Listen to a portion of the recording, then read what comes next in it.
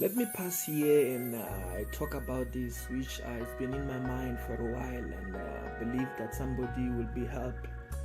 And my reasoning, biblically, I believe it will help someone.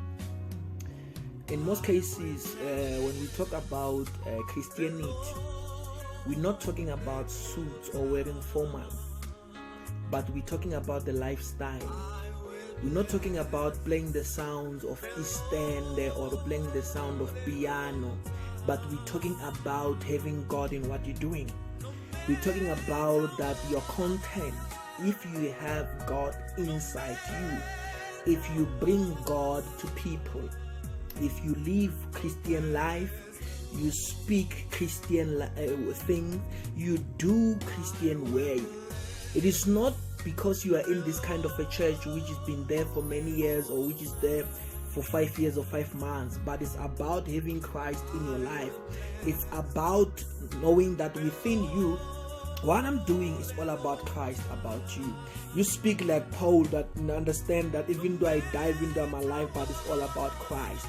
So if your lifestyle doesn't represent Christ, it doesn't matter how talented are you or what kind of a church you attend, but if your lifestyle doesn't represent Christ, if Christ was standing in front of you, was not going to be proud about you, you are not yet there. So the matter is not about competing or telling other people that, you know what, when you play this kind of music, which means you are not born again, this kind of keyboards are born again, or when you dress like this is all about, yes, if you are born again, you need to dress decently.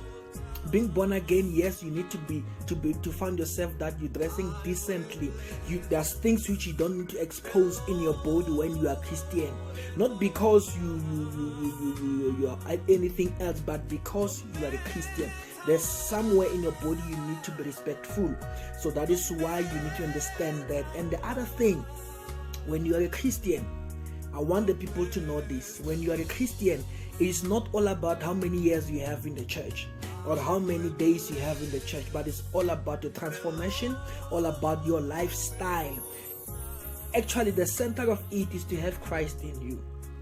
The Bible says when the beloveds, first disciples arrived in Antioch, they gave them the word Christianity, or these are the Christian, not because they told them, but because their lifestyle were representing Christ, their lifestyle were like Christ. So if they call you Christian because you go to church, it's not enough. If they call you Christian because you wear formal, it's not enough. If they call you a Christian because you play the keyboard in the church, it is not enough. Christianity has to be a lifestyle. The way you behave when you are angry, when you are happy, when you are amongst people, when you are alone, that explains your Christianity.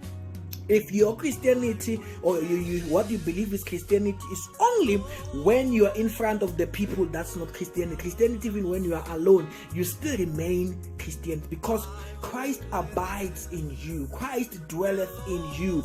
And when he dwelleth in you, you are amongst people or you are alone, you are the same. May God help you to understand that.